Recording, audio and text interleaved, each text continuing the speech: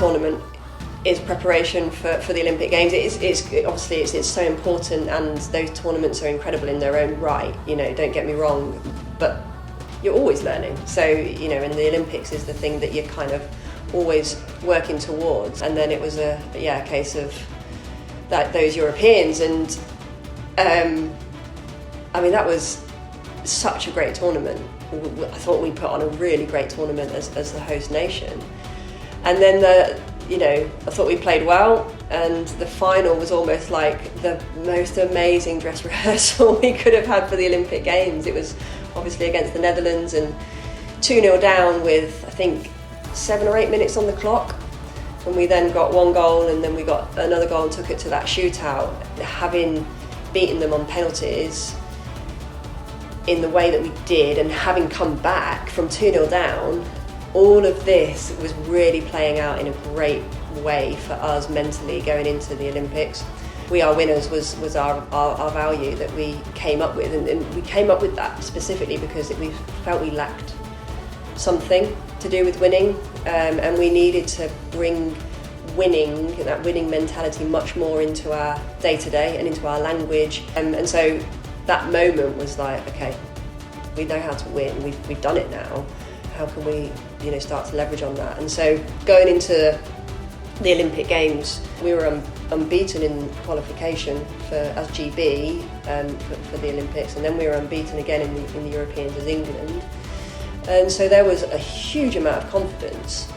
I think on reflection of if you take the London squad, actually one of the best things about the London squad was our consistency.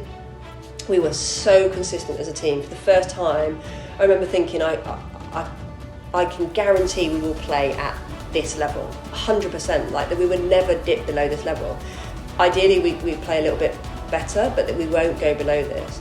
I think for the Rio squad, we were getting there, but we weren't as consistent. There was still times when we'd have those little dips. And so going into the Olympics, it was kind of like there was so much talent, there was so much experience, there was kind of fresh blood and fresh excitement as well within that squad. It was almost like the perfect blend of mix that we had. But certainly there was the belief that we could absolutely win it, and that was very much the goal. And then actually playing in those games, it was almost a little bit surreal. And again, this is down to the work that we did with the psychologist and all the stuff that we did on our culture and what we wanted to be about. This stuff doesn't just happen. This is stuff that is practiced and we made happen. We were so in the moment, it was literally one game at a time. And I know that is the biggest cliche, but cliches are normally cliches for a reason. And our first game against Australia, huge game. They were, I think, expecting to medal. They'd medalled at every tournament since London going into Rio. So they were absolutely wanting and hoping and expecting to be on that podium. So this was a huge game, and we won that 2-1. And then that just set us off on that right track. The first games are so crucial in tournaments. But it was literally after each game, we'd be like, right, one down, okay, next one. And it was on to the next game all the time. And I remember just when we were in our apartments in between games, on our rest days and stuff like that, none of us were really thinking about and certainly wasn't thinking about the past and weren't really looking too far ahead other than the next game. Yeah, so going into the quarterfinal, we're playing Spain, which, historically we've played very well against and done really well against. I think kind of you're going into a quarterfinal thinking, okay, that expectation actually is really high because we should beat Spain. So obviously that puts the pressure on, but again, we won't be thinking that. We would just be going through the same processes, and actually we'd played Spain in the warm-up game before the games, which I think was really useful because they were really difficult to play against. They were doing some movement in midfield which was quite challenging. We had to be really on it, and I thought they were looking pretty good.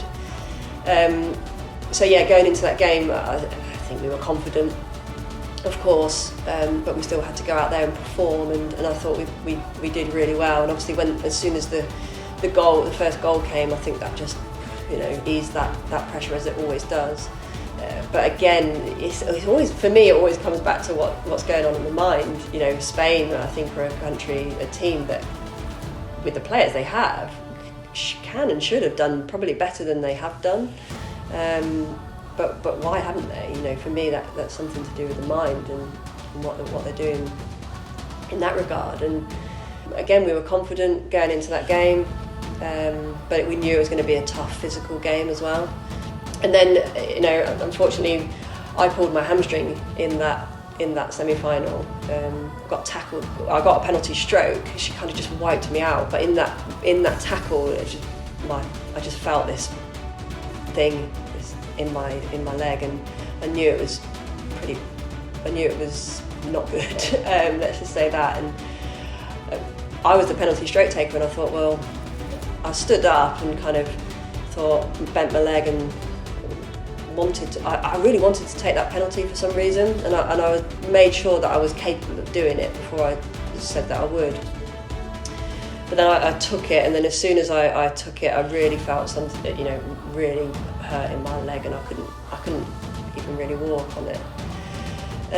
And so I then didn't play the rest of that game. We were 2-0 up at that point. I think we then got another penalty stroke, which Alex took, and we were 3-0 up. And of course I wasn't 100% in that final, but I still felt like there was something I could offer, and I managed to get through it, and was there for the penalty stroke that I scored in that shootout. So thankfully I was able to put that one away and repay the coach for putting me in.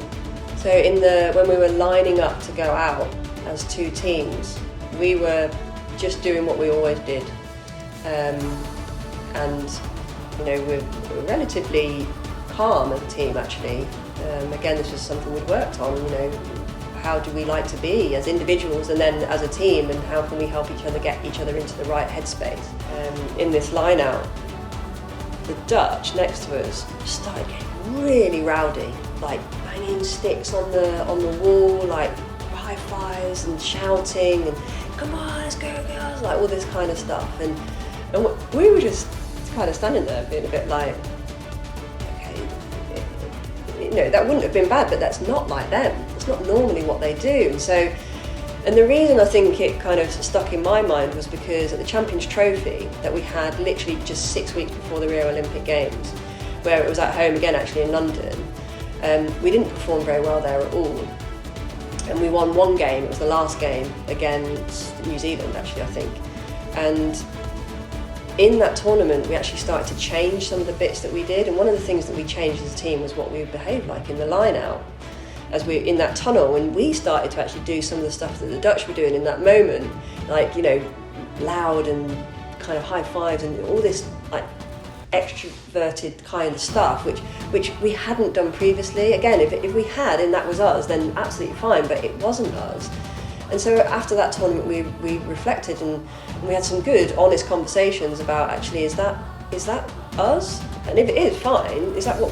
But if it's not, then let's go back to what we had been doing, which seemed to be working. It was almost like they were trying too hard, but basically trying to show us, playing to us rather than just concentrating on themselves, which is what they're so good at normally. And I might be making a story up in my own head, for them to hear that, they'll be like, whatever. But if it helped me kind of create that story in my head, then great.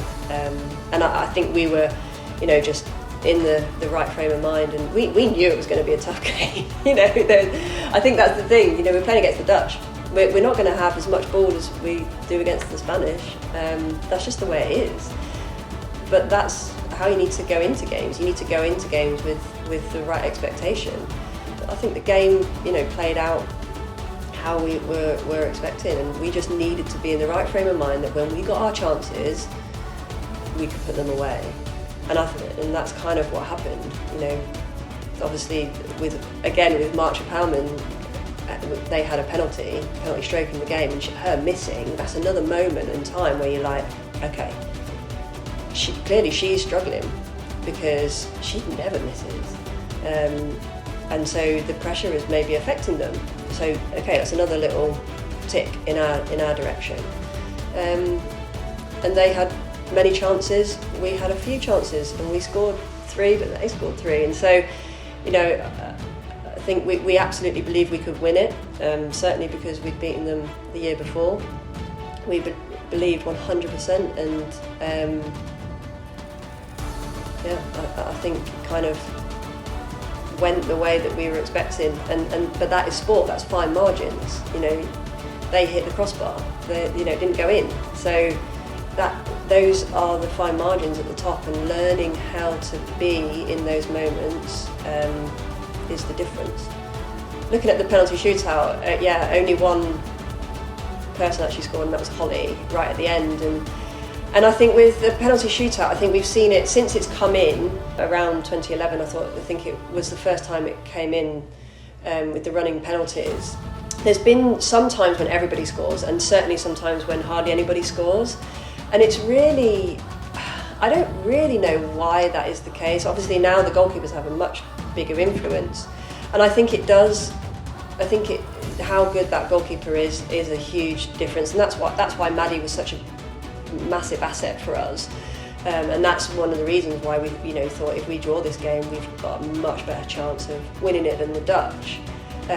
Having said that, Joyce Sombrook in goal for them was pretty. She wasn't. I don't think she was as good as Maddie at them, but she was still very strong, and I do think that did play a part in why only one player scored. Obviously, there would have been pressure, and I mean, for me personally, I don't feel like that was the reason why I missed. I just think it was one of those things, and I think certainly for their players, in terms of you've actually looked at the skills that people were using and the way people were moving. It wasn't poor, actually. It wasn't poor execution, which then would suggest pressure. It was actually good goalkeeping and actually keeping people out in that way. When Holly obviously put the goal in, I don't know how I felt, I've got to be honest. I just ran and tried to keep up with everybody with my pulled hamstring and just piling on Holly, and that big celebration, those moments, I think, I just don't think you really know. I've seen myself in one of the replays, and I'm just like kind of shouting up at the sky and just, thinking, wow. And actually, I think the biggest emotion might have been relief, almost like we've been striving for this thing for quite some time, and it was almost like I've finally done it, and it almost a little bit of okay, enough now, can stop. So there was that amazing moment, and then just going around the crowd, and I was lucky enough to have some of my family had managed to come out and be there, and lots of us had a family there, which was great. And then we had to go back to the change room and get our Stella McCartney podium outfit on. So we probably took a little bit too long getting ready for that by all accounts. But then we came out and got our medals, which, for someone to hang a gold medal around your neck is something just out of this world. Can't describe that. But then probably the most precious memory I have, I think, is actually after that, when we've gone back to the changing room, got this massive, heavy golden medal around my neck, and I'm sitting on the bench, and kind of just all my teammates had just sat down, and it was just silence. Apart from the tapping on phones, everybody had got their phones out and was messaging friends and family or whatever, and I just sat there and I just tried to look around at these incredible women beside me and just think, this is a moment I don't want to forget. I just took it all in, just that these incredible people, the people at home who helped in every single way to get us there. I just wanted to savour that, because I knew that would be the last time I would experience anything like that, and I wanted to just, again, be in that moment and enjoy it for what it was.